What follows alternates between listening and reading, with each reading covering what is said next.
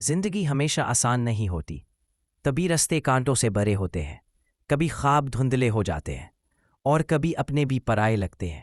ایسے وقت میں دل کرتا ہے کہ سب چھوڑ کر بیٹھ جائیں، کہ ہار مان لی جائے، لیکن یاد رکھو وہی لمحے تمہیں توڑنے نہیں بلکہ تمہیں بنانے کے لیے آتے ہیں۔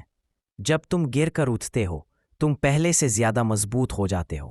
تکلیف، تنہائی، ناکامی، یہ سب وقتی چیزیں ہیں، مگر اگر تم ان سے ڈر کر رک گئے تو یہ تمہاری زندگی کا مستقل حصہ بن جائیں گی، اور پھر تم صرف پچھتاوے کے ساتھ جیو گے، خوابوں کے بغیر نہیں، ان کی لاشوں کے ساتھ۔